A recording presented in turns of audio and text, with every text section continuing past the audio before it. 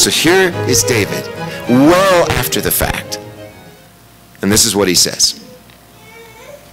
I will lift you up, my God, O King, and I will bless your name. That word bless simply is a metaphor referring to kneel. He says, I will kneel before your name.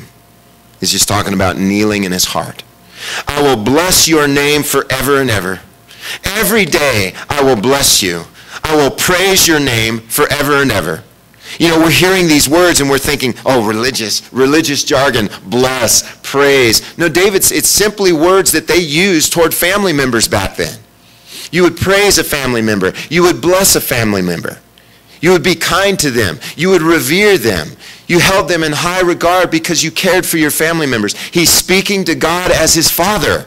It's not about religion, folks. It's about God. David simply saying, I'm giving you thanks. I want to bless you. I want to praise you. And so we use those words because bless is an easy word. It's one syllable. It's just an easy word to say. It sounds religious, but it's David's way of just saying, you're my father. You know how they referred to their father back in the Hebrew language in the old days? They used the Hebrew word Abba, right? Any of you remember the group Abba? Take a chance on me, right? That word Abba simply means daddy. That's how they referred to God. Daddy, Abba. Paul says that in Romans chapter 8. We cry, Abba, Father. Daddy, Father. He's our daddy. He loves us. He cares for us.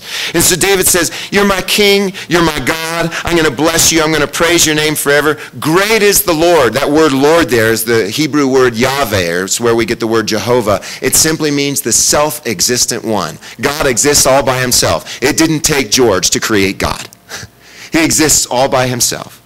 And he says, great is the self-existent one, and greatly to be praised. There is no searching out of his greatness. You can keep on striving to find out how great God is, and he just gets greater and greater and greater.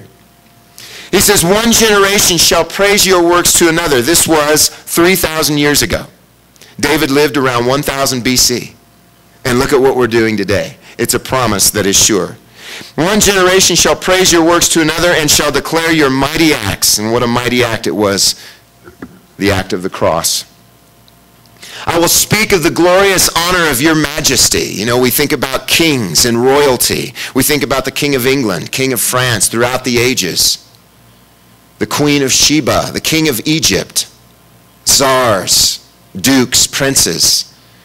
Glorious honor of their majesty. And here's David responding this way to his royal highness, the king. And your wonderful works, and men shall speak of the might of your awesome works. And that's a question I have to ask myself continually. How often do I speak or talk about God's marvelous works? You know, I say it all the time to my kids, but sometimes I get embarrassed around other people because I don't want them to think that I'm religious. I don't want them to think I'm a fanatic.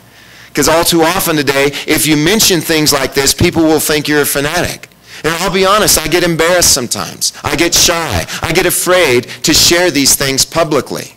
It's easy here because here we are. We came here for this reason, to worship God and to love him. But is it just on Sundays? That's so grotesque to me. That's disgusting to me to sit here and think, oh, the only time I can do it is here on Sundays. And then what happens after I pack up all this stuff? What happens after I go home? Am I still so glad that I am able to look at Tower Butte and say, what a magnificent creation? That I am able to look at a full moon and say, God has hung that in the sky all by himself. That is so awesome.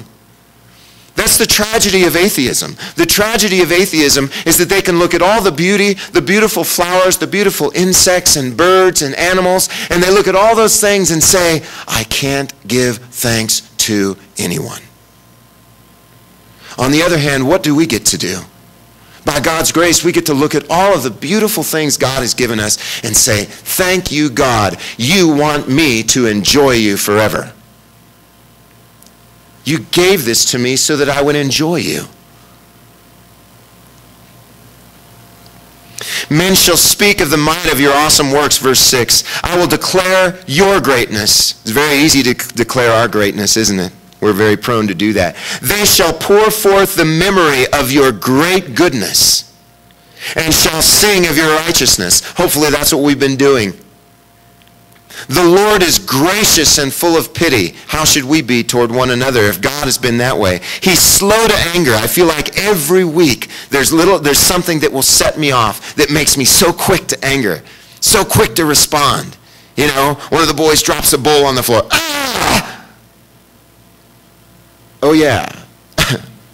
It's okay, buddy. No problem. Oh, cut my foot on a piece of glass. No problem, buddy. You know, it's very easy for us to just respond that way. And here God, he has all the right in the world to respond with all the wrath and indignation and power that he could. And instead he says, no, I'm slow to anger. I'm full of grace, full of pity. I care for you. He's of great mercy. The Lord is good to all, and his tender mercies are over all his works. All your works shall praise you, O Jehovah, or the self-existent one. And your saints shall bless you. That is, we just kneel before him.